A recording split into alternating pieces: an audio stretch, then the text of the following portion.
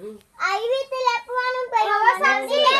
સાક્ષી હું જેવું લેપું એવું લેપવાનું હારું